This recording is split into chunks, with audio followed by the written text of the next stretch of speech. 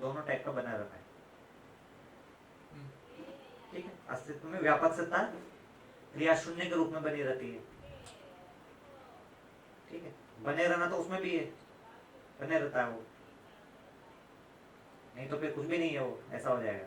कुछ तो है, क्या है, बने रहता है, इतना तो है ही ना व्यापक सत्ता में। और जीवन जो है बने रहना में क्रिया के साथ में बने रहा है, वो बने रहना को देख भी रहा है। व्यापक सत्ता बने रहने को देख नहीं रहा है, क्रिया जो है उस बने रहने को देख भी रहा है।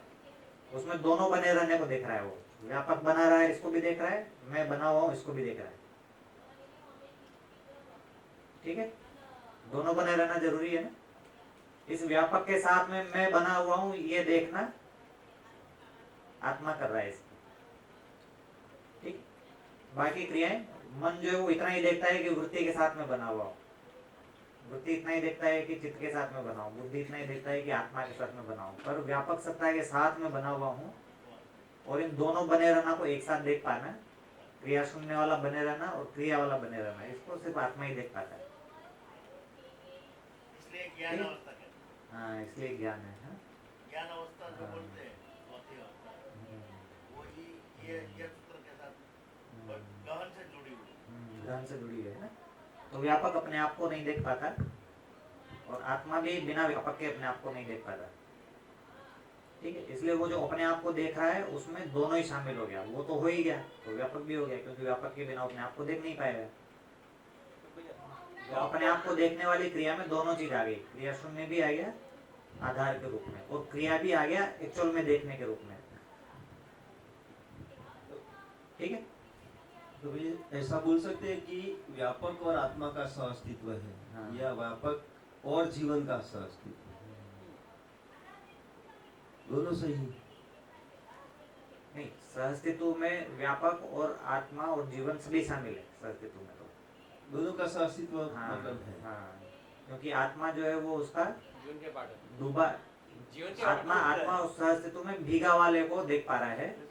संपूर्ण। हाँ, आत्मा जो है उस भीगे वाले को देख पा रहा है, और उस भीगे वाले के पहले डूबा होना और घिरा होना भी दिखना जरूरी है ना। तो जीवन की बाकी सारी क्रियाएं डूबा और घिरा को पक्का कर रही है पहले, फिर डूबा और भीगा घिरा जब पूरा हो गया तब फिर आत्मा उसमें भीगा को पूरा कर रही है। सहस्तित्व में तीन चीज आ रहा है ना, सहस्तित्व मतलब डूबा भीगा घिरा। तो पहले भीगा को लिखते हैं, फिर डूबा और फिर घिरा। हाँ, तो ये जो घिरा है तो इसको सारा जड़ इस घिरा के आधार पे चली रहा है। जैसे कुर्सी है और मैं हूं, है ना, तो कुर्सी जो मेरे साथ पहचानना निर्वाह कर रही है, ये घिरा के इसको घिरा बोलेंगे। ठीक है ना, तो जितना भी जड़ संसार है वो सब घिरा के आधार पे चली रहा है। ठीक है, ये घिरा के आधार पर नियंत्रण, नियम और संतुलन कर रहा है। ये नियम नियंत्रण संतुलन की जब यहाँ पर बात कर रहे हैं तो ये घिरा के आधार पर कर रहे हैं, क्योंकि ये परस्परता में नियम नियंत्रण संतुलन है। परस्परता में ये सारा, जैसे सारे जानवर है ना एक दूसरे की परस्परता में मिल रहे हैं तो जंगल संतुलित हो रहा है, सारे जानवर एक दूसरे के परस्परता में। अब ये जो एक एक क्रिया है, ये एक एक क्रिया अपने अंदर भी घिरी और डूबी के रूप में निकल के आए। ये सारे आपस में घिरे हैं और ये फिर किसी एक डूबे के साथ जुड़े हुए हैं। ये डूबा कहाँ है, ये डूबा बाहर हो गया ना, सारे सारे सारे जानवर एक दूसरे के साथ घिरे हैं और फिर किसी जंगल में डूबे हुए हैं, जंगल धरती के एरिया में डूबा हुआ है ना। तो ये एक एक क्रिया अपने अंदर भी इसको देख पाए, जो अंदर से भी घिरी है। जैसे मेरा जो शरीर है वो, एक तो आपके शरीर की तुलना में तो ये घिरा हो गया, पर मेरा शरीर अंदर से भी घिरा हुआ है ना, एक एक परमाणु। ठीक, का भी बोल सकते। हाँ, पर अभी भी शरीर को भीगा नहीं दिख रहा है, क्योंकि शरीर के जो परमाणु है तो वो तो परमाणु का घिरा वाला बन गया है। तो ठीक है, तो अल्टीमेट भीगा किसको दिख रहा है, तो परमाणु में आ गए। अब परमाणु में आ गए तब भी पूरा भीगा नहीं आया अभी भी, क्योंकि परमाणु में भी अंश घिरे हुए हैं एक दूसरे के साथ में, परमाणु में भी अंश घिरे हुए हैं ना। तो एक्चुअल में भीगा को फिर आत्मा देख पा रहा है। ठीक है, तो बाकी जो उस आत्मा के ऊपर जितना भी संसार है, परमाणु हो गए, अणु हो गए, है ना, वो सब हो गए, वो डूबा घिरा से ही चल रहे सारे। डूबा गिरा के आधार पे चल रहे हैं, ठीक, वो भी कम नहीं है, वो भी बहुत पावरफुल है, क्योंकि ये गिरा और डूबा के आधार पे देखे नियम नियंत्रण संतुलन तो हो ही रहा है, ठीक है, ये बन रहा है ना सबको। तो ये जो भीगा वाला जो चीज है उसको आत्मा ही ला पाता है, वही देख पा रहा है भीगा। तो आत्मा जो अंश है वो ये देख रहा है कि व्यापक सत्ता उस जगह पर भी है जहां पर वो है, आत्मा इसको देख पा रहा है ना, बाकी तो उस जगह पर ही नहीं है। ये जो परमाणु है पूरे पूरे अस्तित्व से है ना सार करते करते अपन परमाणु पे पहुंच गए।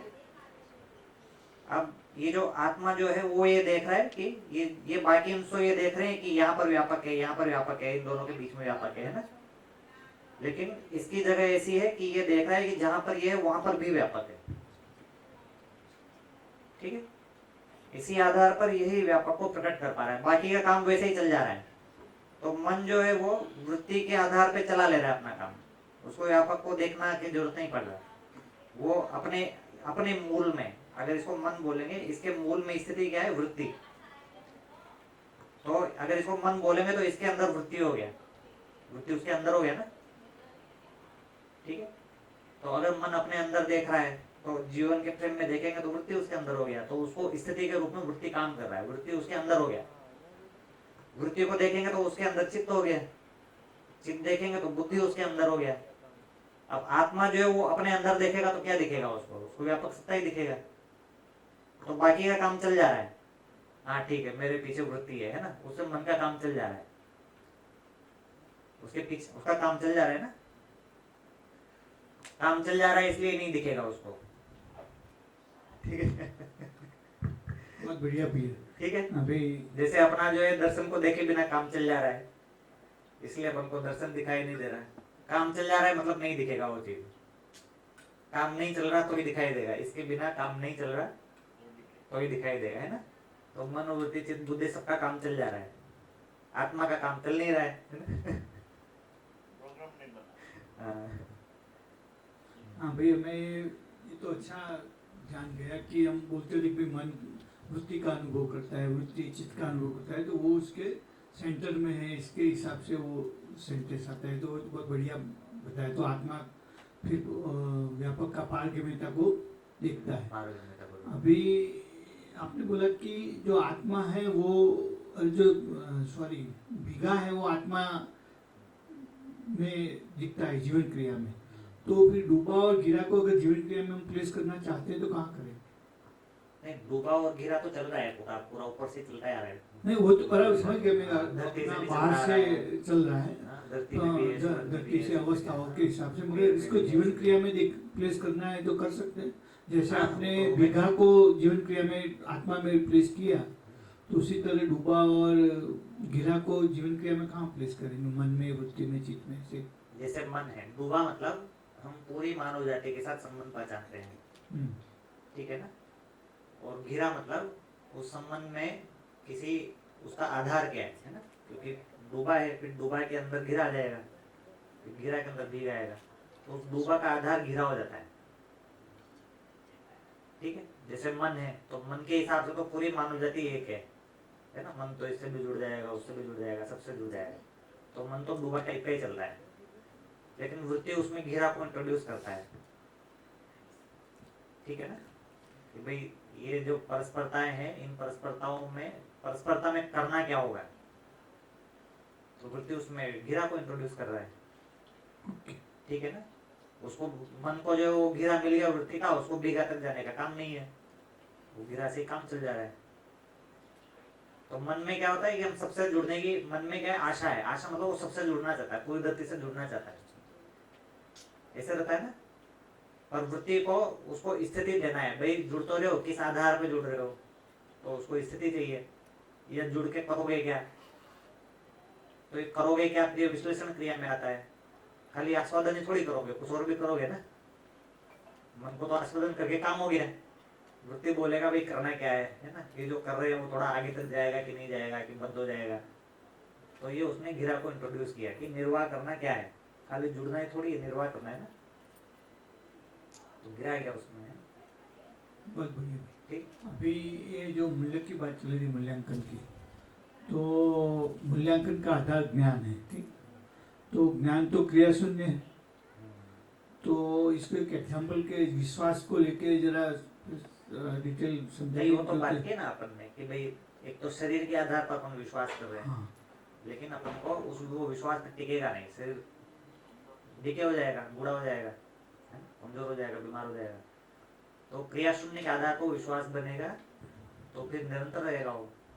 मतलब वही समझ नहीं रहा कि क्रिया शून्य के आधार पे मूल्यांकन क्रिया कैसे शून्य मतलब करेंगे। ज्ञान, हाँ, ज्ञान। ज्ञान ही है क्रिया शून्य। हाँ, तो ज्ञान तो क्रिया शून्य है, तो इसके आधार पर मूल्यांकन कैसे होगा, मैं ये पूछना चाहता हूँ। मतलब आप समझदार हैं, इसके आधार पर मेरा आपसे विश्वास बनेगा। आप ज्ञानी है, इसके आधार पर विश्वास बनेगा। उसके मूल में इसके आधार पर बनेगा कि आप समझदार होना चाहते हैं, आप ज्ञान को समझना चाहते हैं, उसके पहले ये स्टेज होगा। अब इन दोनों को हटा देंगे तो क्या बनेगा विश्वास। आप समझ गए तो फिर तो पक्का हो गया विश्वास, है ना। आप समझे नहीं तब तक आप समझना चाहते हैं, ये विश्वास है। अब आप समझना भी नहीं चाहते फिर विश्वास नहीं रहेगा, ठीक है। अब उसमें मैं समझना चाहता हूं तब तो आप समझना चाहते बनेगा। अभी मैं समझना नहीं चाहता तो भी विश्वास नहीं बनेगा। उसके पहले की स्टेज आएगी, सबसे पहले की। तो ज्ञान मतलब समझना। हाँ, ऐसे तो दर्शन ज्ञान, जीवन ज्ञान में तो हाँ, ऐसा समझना जो कि बना रहेगा। अब जैसे आप पंखा समझते हैं, अब इसके आधार पे मैं आप पे विश्वास करूंगा, पर ये समझ तो बनी नहीं रहेगी ना। पता चले पंखा ही चेंज हो गया है ना, ठीक है। पहले एसी फैन आता था, अभी कोई BLDC फैन आ गया है ना, अब आप समझते नहीं है पंखे को।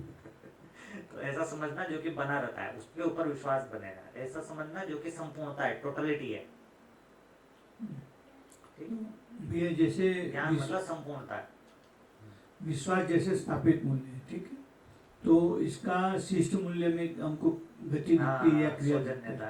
तो जो मूल्यांकन है वो हम इसका शिष्ट मूल्य का ही करेंगे ना, तो इसके आधार पे हम विश्वास को पहचानेंगे, ऐसा कहना चाहते नहीं, शिष्ट मूल्य का थोड़ी करेंगे मूल्यांकन। मैं यही समझना चाहता हूँ कि विश्वास शिष्ट मूल्य का भी करेंगे मूल्यांकन, स्थापित मूल्य का भी करेंगे मूल्यांकन, दोनों का करेंगे। स्थापित मूल्य का मूल्यांकन तो इस आधार पर हो रहा है कि आप समझ रहे हैं, समझ चुके हैं या समझना चाहते हैं, ये सब मूल्यांकन स्थापित मूल्य का आधार है। ये जो सारा समझ गए जो भी कर रहे हैं, इसके बाद आप उसको व्यक्त कैसे करेंगे, ये शिष्ट मूल्य है। उसका भी होगा मूल्यांकन, दोनों का होगा। तो खाली स्थापित मूल्य के आधार पे अपन स्थापित मूल्य का आधार करेंगे, मतलब खाली शिष्ट मूल्य के आधार पे तो थोड़ी होगा। नहीं तो फिर दोनों अलग अलग मूल्य क्यों होते हैं, दोनों अलग अलग मूल्य है ना। शिष्ट मूल्य में शिष्टता का मूल्यांकन कर रहे हैं, स्थापित मूल्य में समझदारी का ही मूल्यांकन कर रहे हैं, इसलिए तो दोनों अलग अलग मूल्य है ना, तो एक ही मूल्य हो जाता है। नहीं, मैं ऐसा पूछना चाहता हूँ कि मूल्यांकन के आधार पे इसके पीछे जो है जो आधार वो समझ में आता है। तो जैसे शिष्ट मूल्य का हमने मूल्यांकन किया तो इसके आधार पे विश्वास समझ में आएगा, फिर विश्वास का मूल्यांकन करते हैं तो इसके पीछे जो ज्ञान है उसका आधार वो समझ में आएगा, ऐसा मैं पूछना चाहता हूँ। जो क्रिया शून्यता की बात आ रही है, तो पहले तो ऐसे ही सोचना था कि भाई जो पूरे स्थापित मूल्य है वो क्रिया शून्य है। अभी लास्ट शिविर में भी आपने अच्छी तरह रखा था, तो थोड़ा पकड़ में आ रहा था कि भाई स्थापित मूल्य भी क्रिया है। तो ये क्रिया के आधार पे क्रिया है तो कुछ आधार तो है ही। ऐसा बात करेंगे तो यहाँ पे वस्तु मूल्य के मूल में शिष्ट मूल्य होगा, तो फिर जो है वो बनेगा, है ना भाई विश्वास। फिर शिष्ट मूल्य देखेंगे तो उसके मूल में स्थापित मूल्य है तो विश्वास बनेगा, जो आप बोल रहे हैं ना। वैसे देखेंगे तो वहाँ जीवन मूल्य पे पहुंच जाएगी बात कि भाई जब तक आप अनुभव संपन्न नहीं हुए तब तक क्या विश्वास करें आपके ऊपर, है ना, वो पहुंच गए। तो ये अलग ट्रैक है, ये ट्रैक प्रमाण का ट्रैक है, ये अच्छा, है ना। तो ये अनुभव मूलक ट्रैक हो गया ये। तो उसके पहले ठीक है, उसके पहले अभ्यास में भी कुछ दिखेगा ना, जैसे मैं दोनों चीज बोल रहा हूँ, एक तो आप समझ चुके हैं और फिर मैं आप पे विश्वास कर रहा हूँ, और उसके पहले ये होगा ना आप समझने के क्रम में है, आप समझना चाहते हैं, आप मुझे ऐसा लग रहा है कि आप समझना चाहते हैं, ये दिखाई देता है नहीं दिखाई देता है, दूसरा आदमी समझना चाहता है ये भी दिखाई देगा ना। तो वहां से विश्वास का शुरुआत होगा कि नहीं होगा। हम कहेंगे जब पूरा समझ जाएगा तो ही विश्वास होगा, तब विश्वास करेंगे, तब तक उसके पहले अविश्वास से जी रहे हैं, अविश्वास से जी रहे तो समझने की शुरुआत ही क्यों करेगा? तो पहला शुरुआत तो यहाँ से होगा ना कि आप समझना चाहते हैं। मेरा भी शुरुआत वहीं से होगा, मैं समझना चाहता हूँ। ठीक है, इसलिए मूल्यों में क्रम भी दिखाई देगा, इसलिए भी वो क्रिया शून्य है, क्रिया शून्य नहीं है, क्योंकि क्रिया शून्य में कोई क्रम नहीं होता। फिर वही आ जाएगा कि जब तक आप एकदम पूरा समझ नहीं जाते तब तक बात नहीं करूंगा मैं आपसे, है ना। इसका मतलब अनुभव संपन्न होना है। तो मूल्यों में क्रम भी आ रहा है, क्रम शामिल है उसमें। क्रम शामिल है मतलब क्रम किस रूप में? गुणात्मक परिवर्तन के रूप में। तो जैसे जैसे हम समझते जाते हैं वैसे वैसे हमारे मूल्यों का क्वालिटी बढ़ता जाता है, उसको गुणात्मक परिवर्तन बोल रहे हैं। ठीक है ना। पहले जिस लेवल पर हम विश्वास के साथ में जीते थे, आज हम उससे ज्यादा विश्वास के साथ में जी रहे हैं, फिर हम और विश्वास के रूप में, फिर एक टाइम पे विश्वास की पूर्णता हो जाएगी। फिर पूर्णता हो जाएगी तो निरंतर हो जाएगा वो, उसके पहले वो निरंतर नहीं रहेगा। निरंतर नहीं रहेगा, ये उसका क्वालिटी में कमी है। ठीक है ना। और शुरुआत तो होगा ना उसका। ठीक है, तो गुणात्मक परिवर्तन है इसमें, इस मूल्यांकन में गुणात्मक परिवर्तन है। वो एकदम कंप्लीट होने के पहले इसी क्रम में भी रहेगा। तो उससे पहला जो स्टेज है वो तो यही है कि अपन समझने के लिए तैयार हो गए। ठीक है, इसको भी माना जाए ना, विश्वास का शुरुआत माना जाए ना। हाँ, भास आभास हो गया है ना, उस भास आभास के लिए तैयारी हो गई। तो गुणात्मक परिवर्तन है। दूसरे भैया, आपने वो शिविर में मूल्यांकन के लिए कहा था कि जब स्व का मूल्यांकन करें और परस्परता में जो संबंध का मूल्यांकन करें, तो उसमें जो माइलस्टोन है देखने की तरीके, और अवमूल्यन, ऊर्ध्वमूल्यन और सही मूल्यन, वो कैसे क्रिएट किए जाए तो अच्छी तरह से मूल्यांकन, भाव और मूल्य जो जीवन मूल्य और मानव मूल्य के हैं, वो भी थोड़ा बिल्कुल फिर से रिवाइज करो तो सही ढंग से पहचान। अभी अपन एकदम सारों का एकदम सबको एक साथ लेकर बात कर रहे हैं। तो अवमूल्यन क्या होगा भाई? मानव समझ नहीं सकता, ये अवमूल्यन है ना। आप समझ नहीं सकते, ये अवमूल्यन है। ठीक है ना। सही मूल्यांकन यही है कि आप समझ सकते हैं। पूरा मूल्यांकन तो जब समझ जाएंगे तभी होगा। ठीक है। और निर्मूल्यन क्या हो गया इसमें? उसको समझने वाली इकाई नहीं मान रहे हैं ना। हाँ, एक तो समझने वाली इकाई मान रहे हैं और समझ नहीं सकता ऐसा मान रहे हैं। Due to so and so reason, बूढ़ा हो गया इसलिए नहीं समझ सकता, पुरुष है इसलिए नहीं समझ सकता, है ना। ऐसा कुछ कुछ मान नहीं सकते हैं। खाली पुरुष ही समझेंगे, खाली महिलाएं समझेगी, है ना, खाली छोटा बच्चा समझेगा, ऐसा बहुत सारा मान सकते हैं। पर कम से कम समझने वाले उसमें इकाई में तो देख रहे हैं। अब उसको समझने वाली इकाई के रूप में ही नहीं देख रहे हैं तो निर्मूल्यन हो गया। ठीक है ना। उसको एकदम जानवर ही मान लिए, जानवर तो नहीं समझेगा तो निर्मूल्यन हो गया। तो उसमें सारे मूल्यों में, वो सभी मूल्यों में, अवमूल्यन, निर्मूल्यन, अधिमूल्यन, सब सारे मूल्यों में। ठीक है, कॉमन चीज हो गया, क्योंकि सारे मूल्य मूल्यांकन ही है। तो मूल्यांकन हमेशा ही 3 स्टेज में होगा ऐसे ही। ठीक है। तो ये तो मूल्य की बात हो गई। ये सारे मूल्य जीवन में है। ये जीवन कर रहा है मूल्यांकन, शरीर तो कर नहीं रहा। तो सारे मूल्य जीवन में हो गए। इन सारे मूल्यों को जब हम शरीर के साथ में जीने जाते हैं तब वो चरित्र की बात हो रही है, शरीर के साथ जुड़ गया हो। तो अब जीवन तो हो गया, मूल्य है ना। अब उसको शरीर के साथ में निर्वाह करना है ना। तो शरीर के साथ निर्वाह कर रहे हैं तो पहला तो ये हो गया कि उसके लिए आदमी कुछ आवश्यक सुख सुविधाएं ये सब भी रखेगा ना, साधन के रूप में। भौतिक साधन हो गए साधन के रूप में। दूसरा एक चीज हो गया कि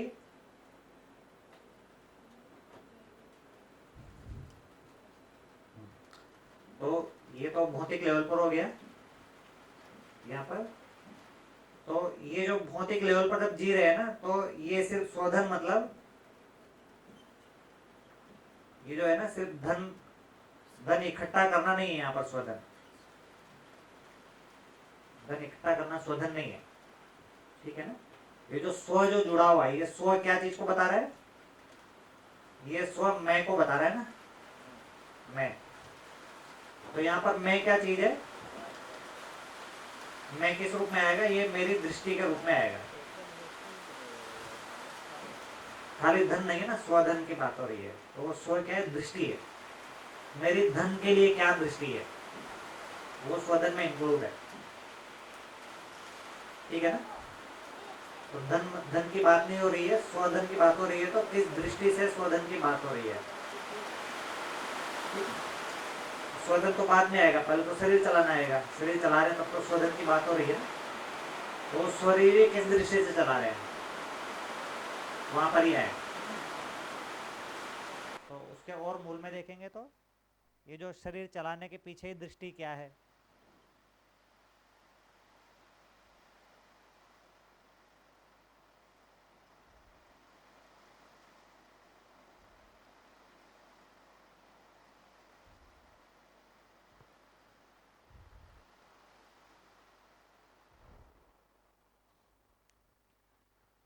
ठीक है।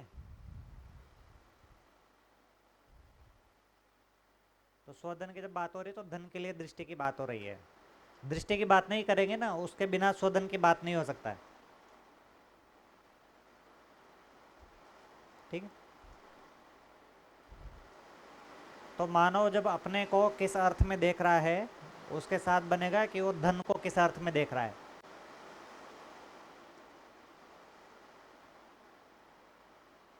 मानव अपने आप को किस अर्थ में देख रहा है, पहले तो दृष्टि अपने लिए आएगी ना। जब मानव जागृति के लिए, समझदारी के लिए लगा हुआ है, तभी वो स्वधन है। अगर वो समझदारी के लिए, जागृति के लिए नहीं लगा, मतलब पर्दन ही है वो, कुछ भी कर ले वो। इसके बिना स्वधन डिफाइन ही नहीं हो सकता है।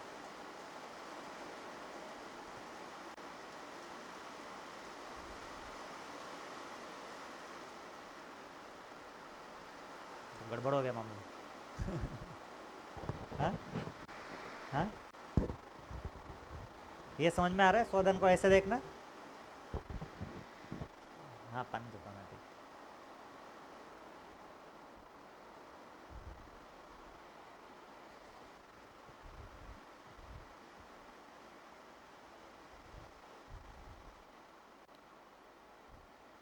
भाई धन जो है किसी न किसी रूप में दूसरे से आ ही रहा होगा ना। आपसे मुझे धन आ रहा होगा, मेरे से तीसरे को जा रहा होगा, है ना। तो उसको स्वधन कैसे बोलेंगे। किसी को मैं दे रहा हूँ, किसी को ले रहा हूँ, तो स्वधन कैसे बोलेंगे उसको। ये तो ऐसा हो गया ना, आपसे धन ले रहा हूँ मतलब आपका कुछ गड़बड़ी कर रहा हूँ मैं, पर्दन ही हो गया ना। सारा ही धन पर्दन हो जाएगा। जब तक स्व को हमने क्लैरिटी नहीं किया, तब तक सारा ही धन पर्दन ही हो जाएगा, क्योंकि धन तो किसी न किसी से, किसी न किसी को आ ही रहा होगा, ठीक है। जैसे बाप से बेटे को धन मिला है ना, अब कैसे बोलेंगे वो बेटे का स्वधन है, वो तो पर्दन हो गया ना।